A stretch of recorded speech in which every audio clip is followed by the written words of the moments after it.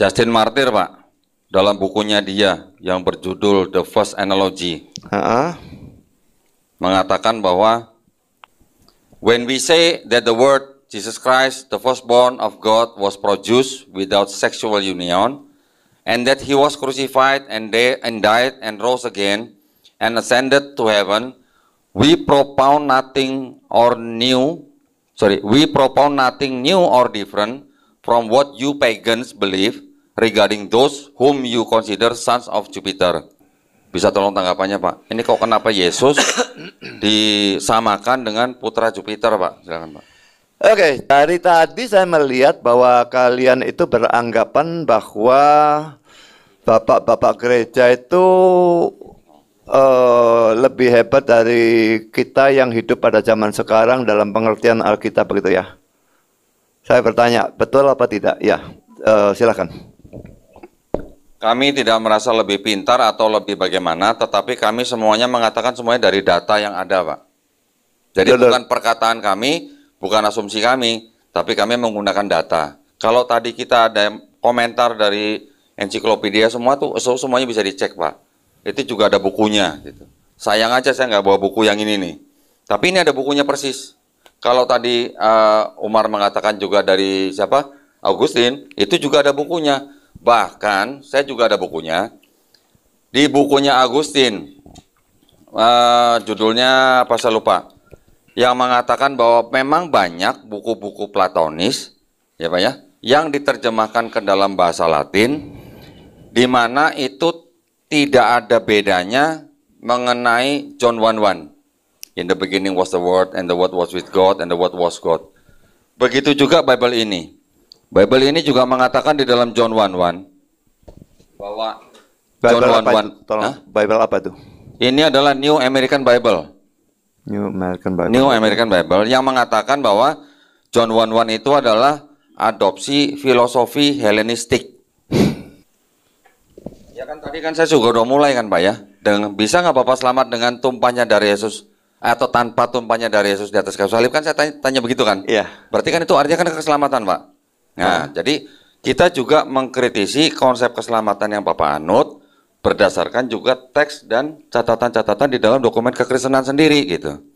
Nah, makanya saya mempertanyakan, kalau Bapak bilang tidak bisa selamat dengan tidak tumpahnya darah Yesus di atas kayu salib, saya mengatakan itu konsep sama dengan pagan, itu dengan Helenisme juga sama. Nah, makanya saya membuktikan di sini juga ada catatan bahwa di dalam John 1:1 itu mengadopsi filosofi Helenistik gitu.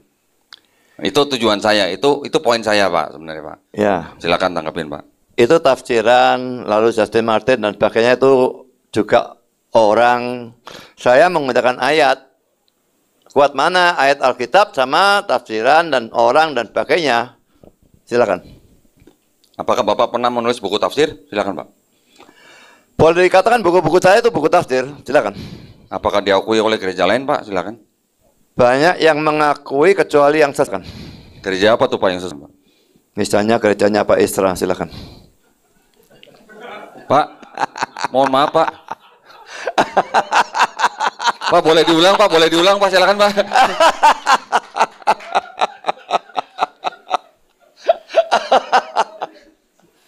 Ini direkam loh Pak, ini Pak. Iya, saya serius. Baik. Memang saya guyonan.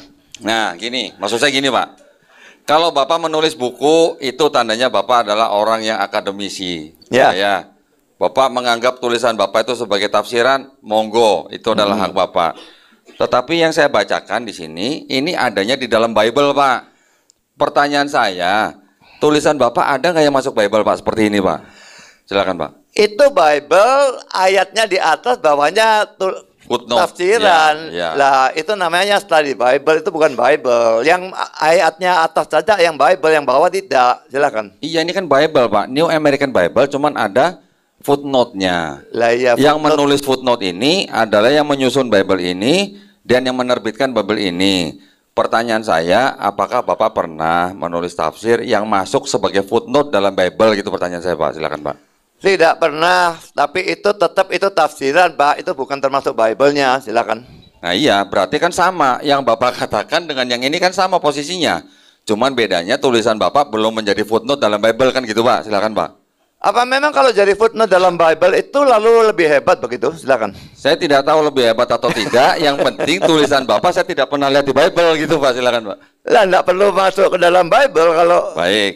Silakan. Baik, baik. Nah kalau begitu maksud saya yang tulisan Bapak belum pernah masuk sebagai footnote di dalam Bible, ya saya pakai yang di sini Pak. Ini tentunya mereka juga menulis ini juga tidak dengan sembarangan.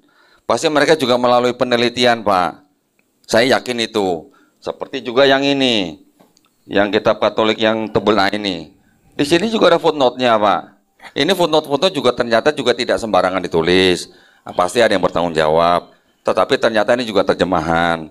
Yang ini diterjemahkan dari ini oleh tahun yang lebih tua dalam bahasa Inggris. Nah, apakah footnote-footnote itu bohong gitu Pak? Maksud saya, silakan Pak.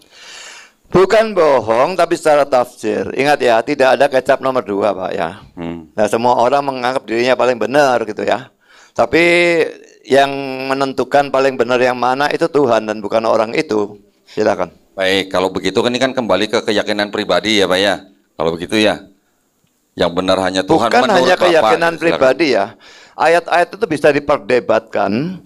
Jadi kalau saya menyusun khotbah, saya menggunakan banyak buku tafsiran dan ini kadang-kadang bertentangan, bukan kadang-kadang sering. Dan saya melihat yang mana yang argumentasinya yang lebih bagus. Silakan. Nah, saya kembali lagi kepada tulisan Bapak di tadi yang di proyektor, di mana Bapak menggunakan Matius 10 ayat 28, gitu ya Pak ya. Mungkin para pemirsa juga sudah pernah melihat buku The Five Gospel. The Five Gospel ini ada sini. Buku The Five Gospel ini disusun oleh kira-kira hampir 80 ahli-ahli teologi. Gelarnya nggak ada selain yang Divinity. Ternyata Matius 20 ayat 28 menurut pengarang dan ahli-ahli Perjanjian Baru itu ternyata adalah kutipan atau adopsi atau kalau boleh dikatakan contekan dari Markus. Saya yakin Pak Budi Asali juga pasti tahu lah.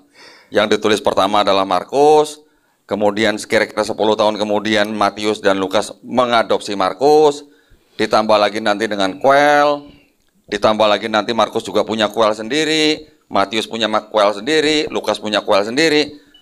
Ternyata Matius 20-28 itu mengambil dari Markus 10 ayat 45 Pak. Di sini juga dikatakan, ucapan yang dicatat dalam ayat 28 merupakan sebuah penegasan teologi yang diciptakan oleh Markus. Mohon maaf nih Pak. Yang menghubungkan isi ucapan sebelumnya dengan peran Mesias Yesus, Markus dan Matius, keduanya memahami frase anak manusia dalam pengertian Mesiasnya. Anak manusia adalah sosok wahyu berdasarkan Daniel 7:14. Sejarah konsep ini diuraikan dalam esai batu tulis anak manusia. Nah, kalau kita melihat di Markus 10 ayat 45, menurut ahli-ahli Perjanjian Baru ini, dikatakan bahwa itu adalah ciptaan Markus. Jadi itu bukan perkataan Yesus, Pak. Gitu. Bisa ditangkapin, Pak? Silakan. Saya kira Bapak ini banyak buku, tapi buku-buku itu buku-buku liberal atau buku-bukunya orang, dan saya tidak percaya mereka. Saya serius, saya tidak guyonan. Itu ajaran liberal, Pak, dan itu sesat dan bukan Kristen. Silakan. Sabelian juga silakan, Pak. Iya, silakan. Gerejanya Pak Esra Soro juga silakan, Pak. Esra dikit. Oh, Pak. dikit. Silakan. Nah, jadi ya begini ya. Jadi dialog ini juga bisa dipahami oleh para hadirin di sini. Di dalam Kristen ternyata juga masih ada sesatkan. Padahal teman baik ya, Pak ya. Masih juga disesatkan. Baik, nah kalau dari saya, kalau Bapak mengatakan bahwa saya mengambil dari buku-buku liberal atau Kristen, saya gini Pak, bukan saya, Bapak kalau mau bilang saya adu domba silakan, tapi saya yakin yang menulis buku itu tidak hanya asal nulis Pak, pasti ada dasarnya. Kenapa mereka bisa mengatakan seperti itu? Mereka juga sudah mempelajari manuskripnya, mereka juga sudah mempelajari sejarah bangsa Israel, mereka juga sudah mempelajari tradisinya bangsa Israel. Mereka juga sudah tahu kira-kira yang di dalam Bible atau di dalam Gospel itu sesuai nggak atau sama nggak dengan sejarah dan tradisi bangsa Yahudi pada saat itu. Kalau mereka melihat itu tidak sesuai, makanya itu bilang ini pasti bukan perkataan Yesus gitu loh Pak. Itu sih sebenarnya poin saya.